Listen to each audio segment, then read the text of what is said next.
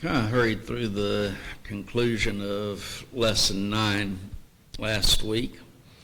So we were going to start with Lesson 10 tonight.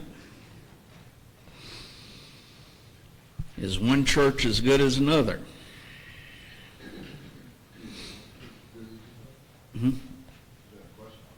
It's in a question form. Is one church as good as another? There's been some lectureships that I've been given a question kind of like that. I am tempted at times just to stand up, say yes or no, whichever is the right answer, and sit down. Of course, I would never do that. But is one church as good as another? No. Not anywhere close to it. But we will study that starting tonight. And as we do, we want to look at Matthew 16.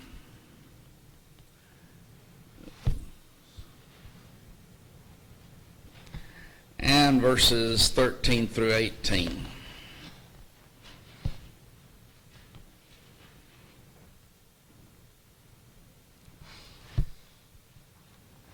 And when Jesus came into the coast of Caesarea Philippi, he asked his disciples, saying, "Who do men say that I, the Son of Man, am?"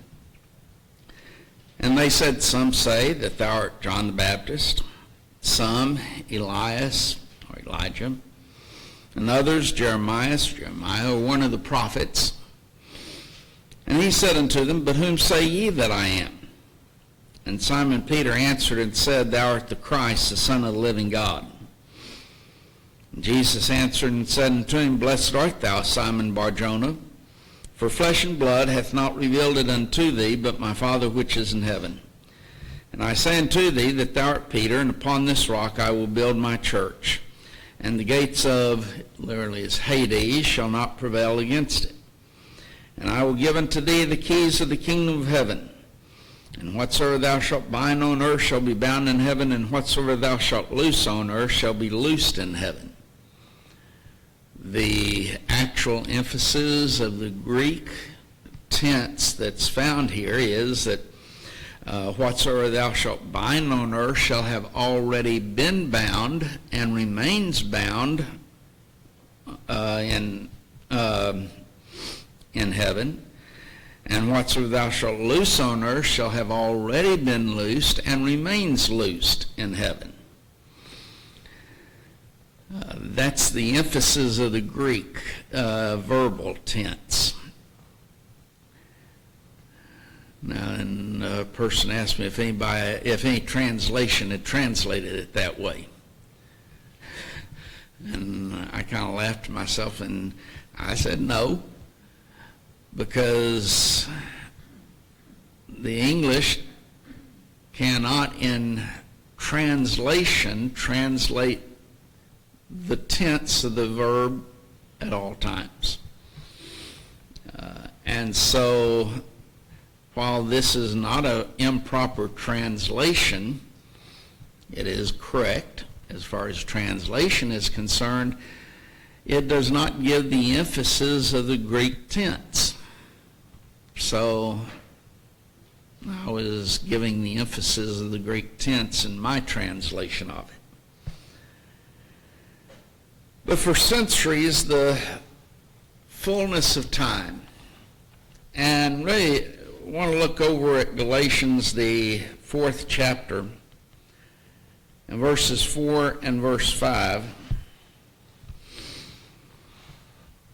"But when the fullness of time had been coming, when Christ would become flesh and dwell among his men," Galatians 4 and 5 says, "But when the fullness of time has come," or was come, "God sent forth his Son, made of a woman, made under the law, to redeem them that were under the law, that we might receive the adoption of sons."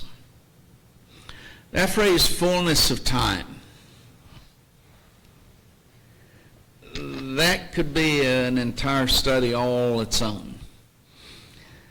Because God was, from the time of Adam and Eve's sin, starting to plan and prepare the world for the coming of the Messiah. That one that he told Satan that seed of woman would bruise his head, that's destroying his power, while he would bruise his heel. He would put him to death, but through that he would destroy the power of Satan. And from that time forward, as far as time is concerned, everything in the world is being prepared for that perfect time in which that perfect time in which God would send forth his Son.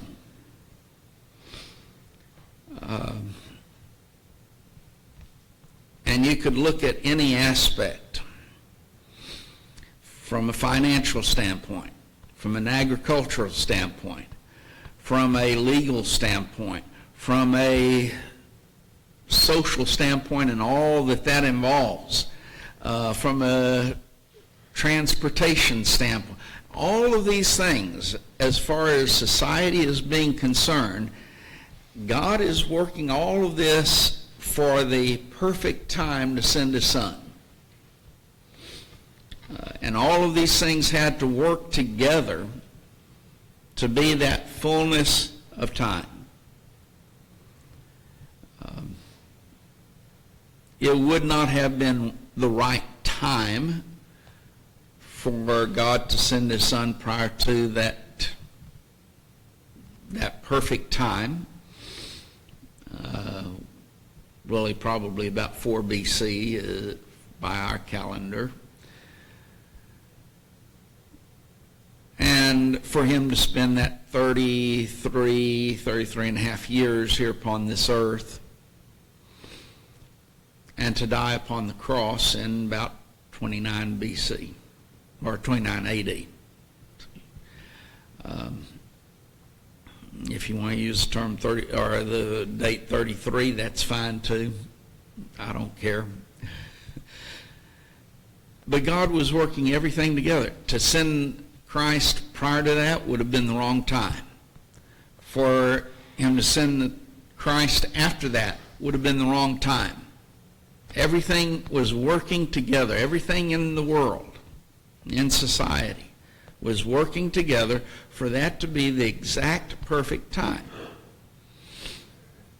And yes, it was in preparation for, say, 4,000 years. Give or take a couple of thousand. Some want to say push the creation back to around 6,000 BC. Okay. Some would go as far as 8,000 BC. Okay.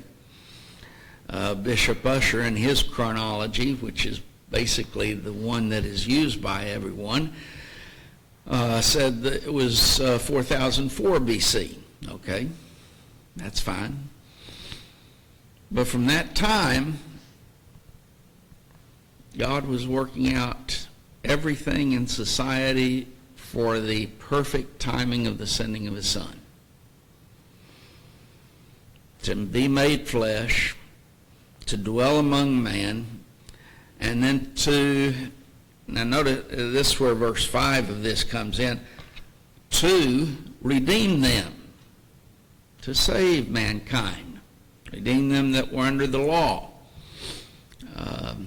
Now then, remember that Galatians was being written by Paul to combat the Judaizing teachers. And he says the Old Testament law, that 1,500 years, all of that was working together for this time and sending of the Son, to redeem them, to save them, because nothing in the Old Testament could save them. Only the blood of a sinless sacrifice, which was what Christ was, could they be saved. Could they be redeemed. So the prophets, through the inspiration of the Holy Spirit, had spoken, and go back into the Old Testament prophets, they speak oftentimes of the kingdom that was to come.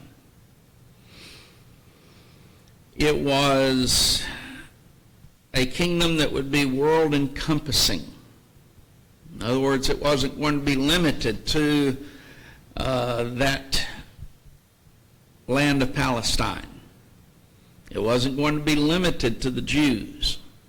It was truly a world-encompassing kingdom.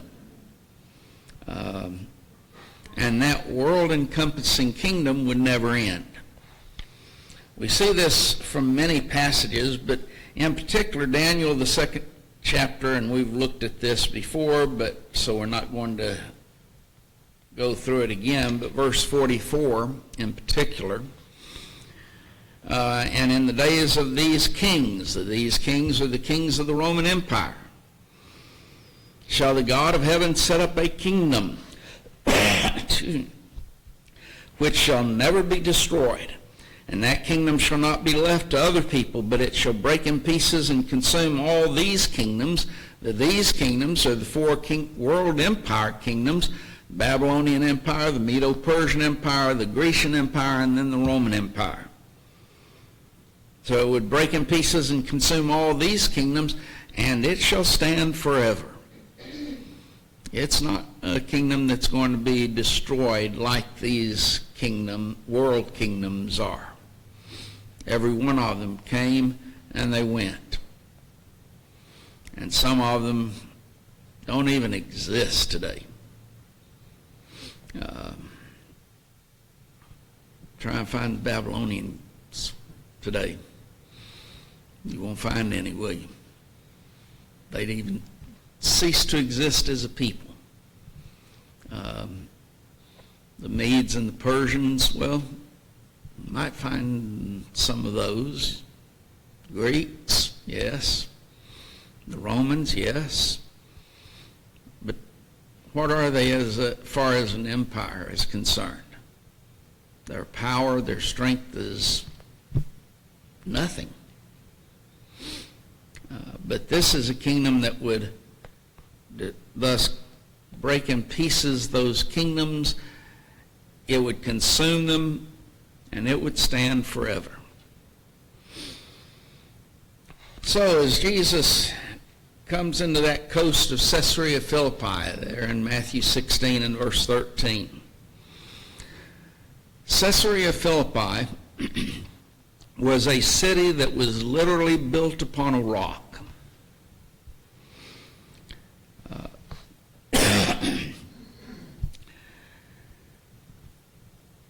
When Jesus says, upon this rock I will build my church, it has been argued, at least by a few in time past, that the rock that he was talking about was the city of Caesarea Philippi. Now, don't ask me how they get to that. I have no idea.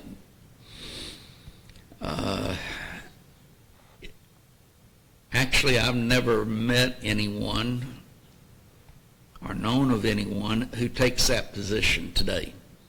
But I know that it has been by at least some.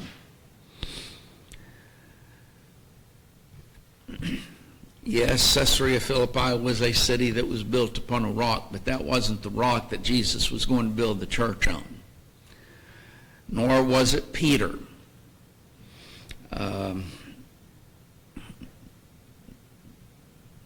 Matthew uses a feminine and a masculine term to refer to Peter and the rock.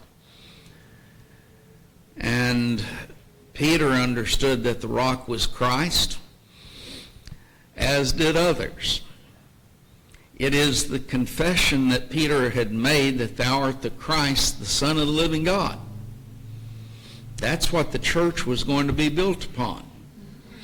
And as you go through the rest of the New Testament, you see that being carried out in the establishment of the church and everything that we know about the church. He's the head of the church. So he's the one who purchased the church with his blood. So everything we know, that rock that the church was going to be built upon, was Peter's confession that thou art the Christ, Son of the living God.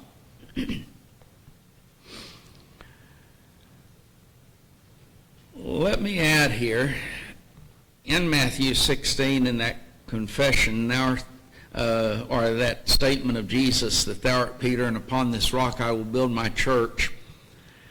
When he says the gates of, King James uses hell, it's a bad translation, but there's no word really that translates the Greek term Hades. So what did we finally do? We just made the Greek term into English letters, and we say Hades today, which is a better way of doing it. But the gates of Hades shall not prevail against it. Jesus was in that statement teaching that he was going to die. He was going to go into the Hadean realm. Hades was made up of two parts, paradise, and thus he could tell the thief on the cross, this day thou shalt be with me in paradise. Why? Because that was part of Hades. The other part of Hades we call Tartarus. Actually, it is from the Greek word tartaru, and it's used one time, and it's regarding the place where angels who left their first estate are being kept, being reserved until the day of judgment. And so we use that term. It is a place, if you look at the historical account of the rich man and Lazarus, where the rich man went, and he was in torments, whereas Lazarus went into Abraham's bosom, where he was blessed. Well, Jesus is saying, I'm going into that Hadean realm. Specifically, we learn later that he's going into paradise. But going into and thus dying was not going to prevent the establishment of the church. Hades would not prevail against the establishment of the church. Why? Because we know that he was raised from the dead, and based upon that, he then established the church. And so Hades would not be able to prevent him from establishing the church. That's what he's saying in that when he says the gates of Hades shall not prevail against it. He's saying, my dying and going into the Hadean realm is not going to prevent me from establishing the church. In fact, it becomes the basis of the establishment of the church.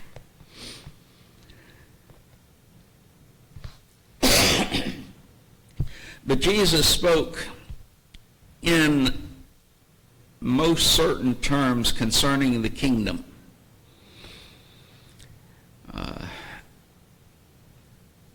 And here in Matthew 16, verses 18 and verse 19, he shows that the kingdom is the church.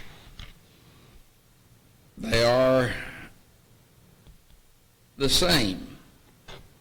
They don't mean the same thing, but they refer to the same group of people, the same, you will, organization that Christ was going to establish.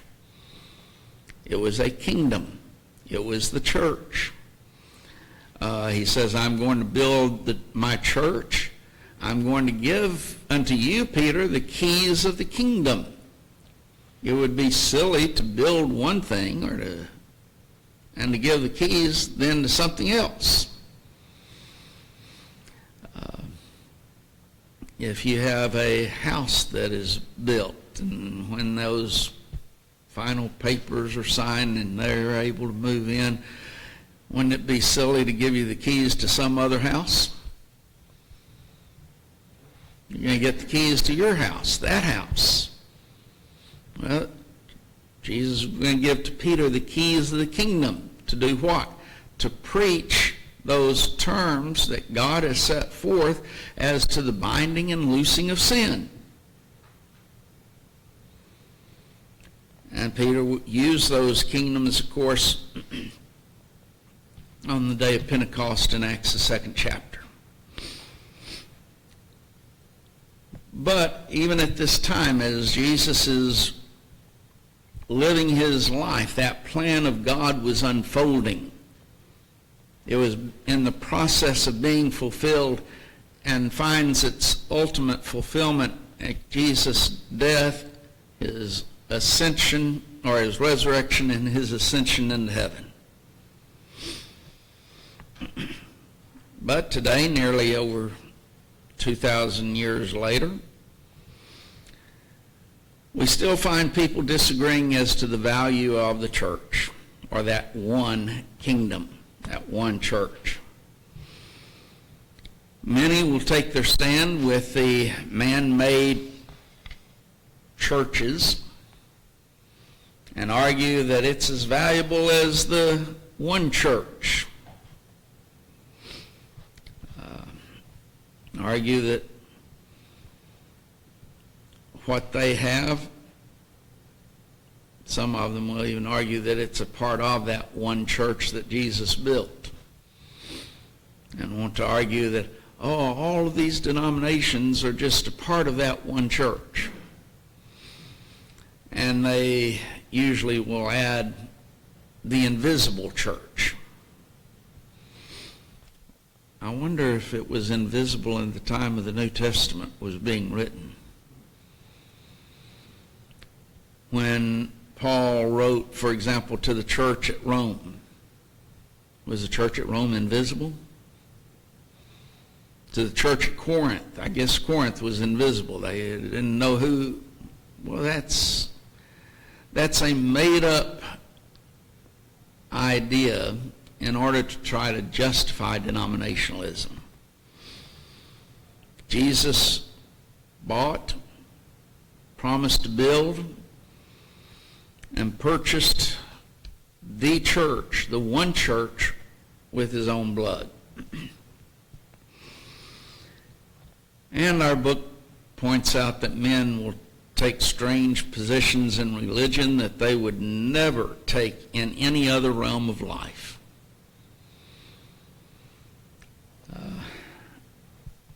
Is one wife as good as another?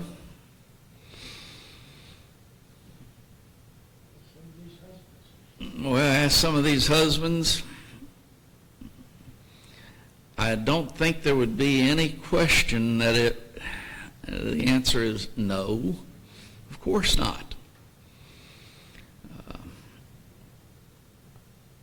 If you're catching a plane, if you can catch one nowadays, we won't get into that, but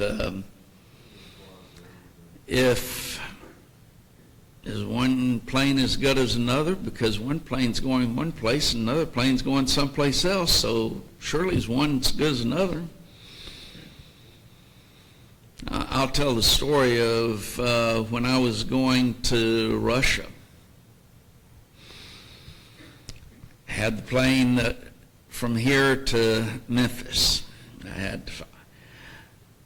The plane from here to Memphis left quite late. And I was, to say, very nervous about catching that flight from Memphis to, it seems like it was Amsterdam or someplace like that.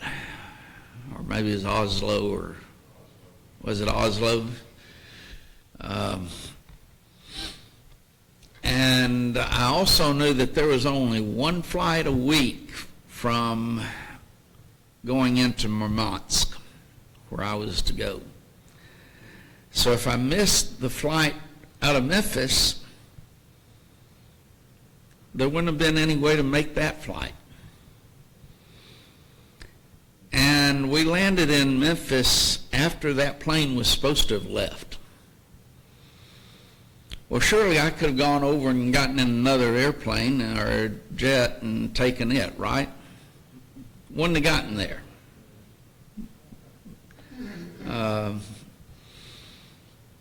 And just to finish the story a little bit, all of the planes had been grounded in Memphis because of some type of a problem in fueling the planes. And so even though I ran from one place to try and catch the other one, when I got there, they said, "Go on in." Just went in, sat down, and waited. And I think we left over an hour and a half late. So didn't need to worry, but I didn't know that at the time.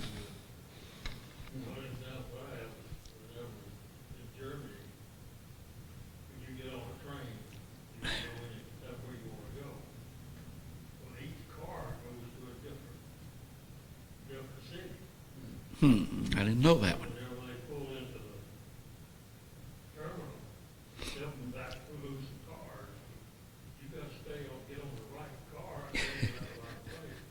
Whenever we went to the terminal office, some of the guys got on the wrong car. we went Carl through it, and they was going down to Franklin. Well, one car is as good as another in that, isn't it? That's kind of like one town's as good as another, isn't it? Of course, everybody knows I just recently had surgery. I can tell you, I would not want a doctor that was a nose, throat, and ear doctor operating on my foot. Or when I had kidney cancer, I wouldn't want one of those doctors operating on my kidney. It wouldn't want a veterinarian either. That's true. All of these statements, medicine, making an investment, buying a piece of property, buying a car, set of golf clubs. Now there you have a fishing rod. Some of you would like that. But we recognize the foolishness of the idea that one is as good as another one.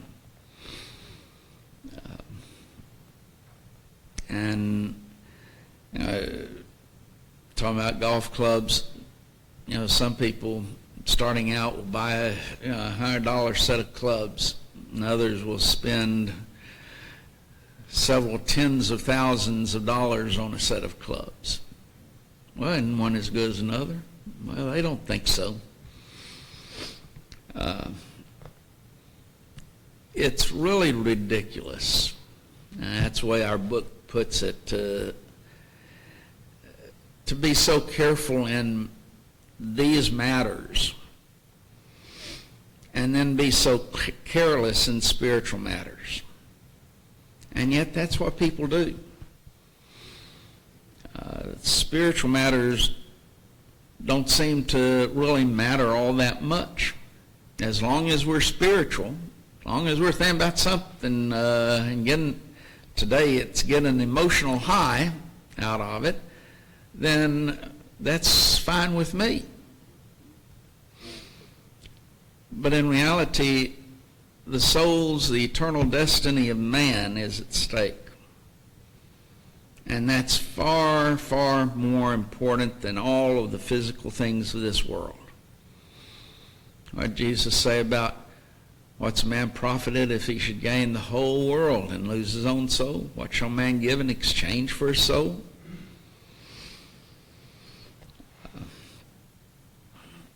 So we search the Scriptures. And we should, yes, search our convictions as well, to see if one church is as good as another. And so, as we go into this discussion part of this, one church is not as good as another unless one God is as good as another. Different religions have different gods. With Buddhism, you have Buddha. He's their God. With Shintoism, that's really what you would find in Japan, basically. You have Shinto. Mohammedanism, you have Allah. Now then, just as an aside in relationship to this and Allah, so many times they will tell you, and you'll be told that, well, Allah just simply means God. Well, that is a proper translation of the term Allah. I will admit that. It means, if you're translating it into English, God. But the Allah of Mohammedanism is not the same God as the God that's revealed in the Bible. They are totally different. There's no comparison of the two. So while the term might be properly translated God, it's still a different God. It's not the God of the Bible. And they are not worshiping the God of the Bible. Dale? Wouldn't be all the sign better to translate Allah small G-O-D instead of capital G-O-D, since he's not equal with God of 1 John 5 and 7? I would say it's better just to leave it as Allah. Okay. Yeah, I agree. He is their God, and it's their God, not the God of the Bible. And so leave it that way. That would be my opinion.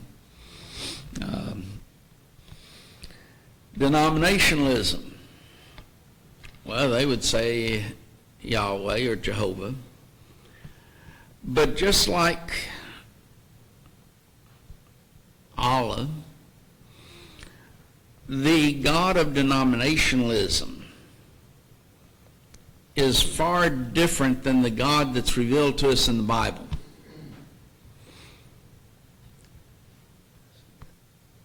Mm-hmm. Well, it is.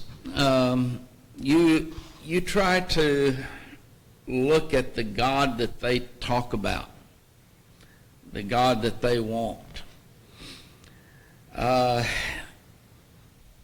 there's no comparison between what's revealed in the Bible about God and God, what they picture God as. Today, in denominationalism at least, God is pictured as just a loving, kind, grandfatherly type figure who would never see or do anything, never see anything wrong. That everything is glossed over with a pretty picture, and basically God's going to be pleased with everyone and everything. Now you find that type of God revealed within the Bible. You won't find it. If, we often hear the phrase, God is love. Biblical statement, right? It is. Same type of statement is God is a consuming fire. It's found in the scriptures as well. Yet, while they will accept God is love, they would totally reject that God is consuming fire. Oh no, not the God, not their God, because their God's different than the God that's revealed in the scriptures. And that is one of the problems that we have in trying to convert people. They worship, and their picture of God is totally outside of what is revealed in the Bible.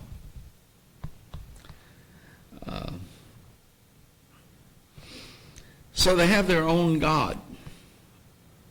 And generally they've created him in their own image and their own wishes.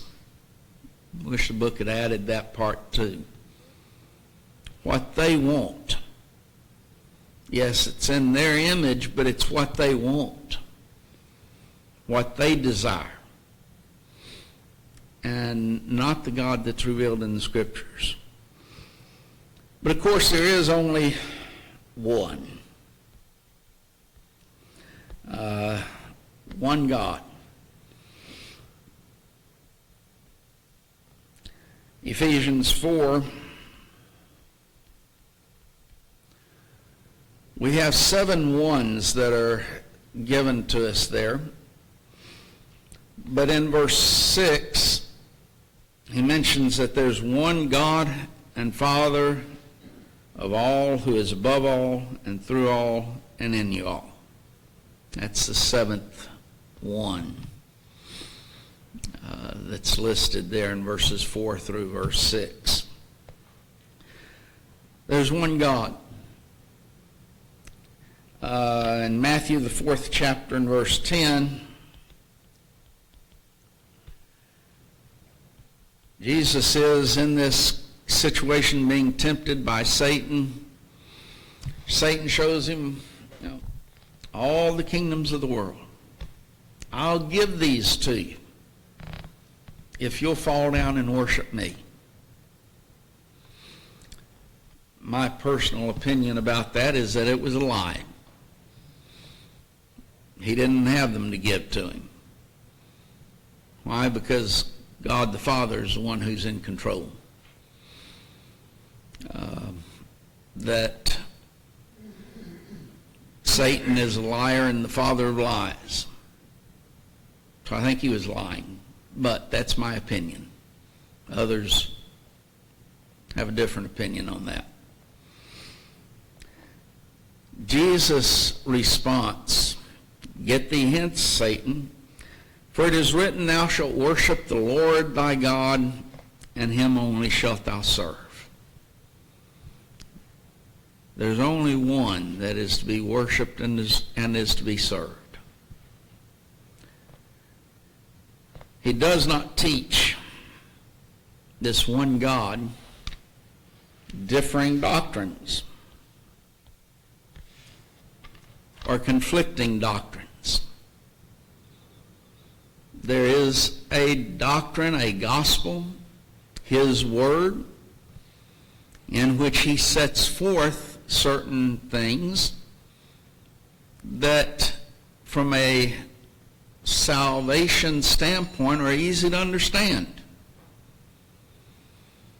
As far as how to be saved, those terms of interest that we looked at last week, those are simple. They're not difficult to understand. If you want to talk about the church, again, it's not difficult. They're easy to understand if you're talking about the worship of the church, if you're talking about the work of the church, however, the organization of the church. Those things are fairly simple. But what you do not find is a God of confusion, where he tells certain individuals one thing and another set of individuals something else. One of the problems with those who believe in modern day miracles and is the conflicting doctrines. Here's the Holy Spirit supposedly teaching, giving you what to say. And to one group, for example, just this one aspect, is that there's one God and only one being who is God. He's manifest in different ways. He's manifest as the Father, he's manifest as the Son, and he's manifest as the Spirit. But there's only one being. Just like I would be a father, I'm a son, I'm a husband. Well, they're saying that one being, God, is manifest in different ways. So you've got the Holy Spirit telling that group, one this Pentecostal group, that there's only one being who is God, and then he's telling other groups that God is three beings. What we would call the Trinitarian position. Now, how can both of them be being told totally conflicting doctrines by the same Spirit, by the same God? It can't be. And so God does not give us conflicting, does not give us differing doctrines to go on. So the second point he makes regards the founder.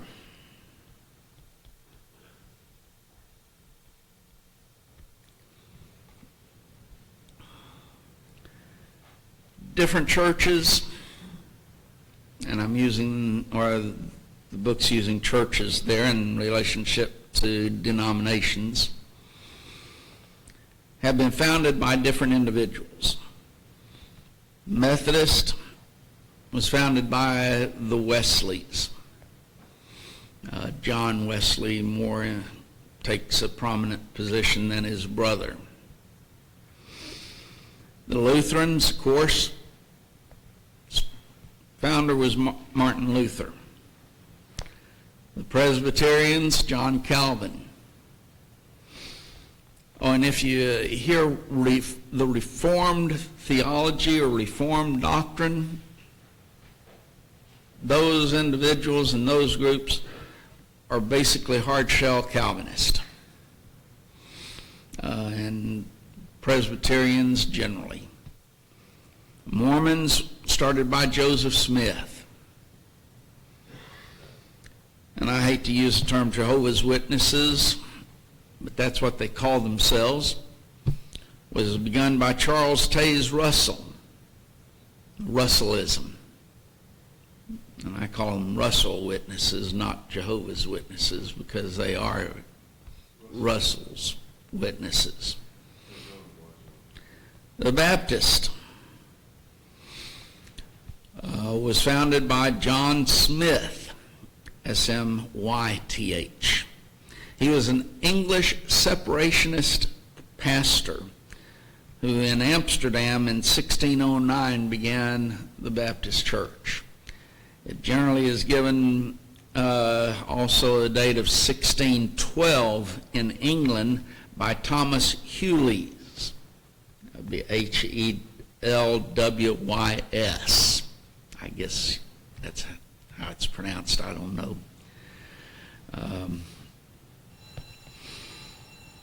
And we'll mention that the Church of the New Testament was founded by Christ.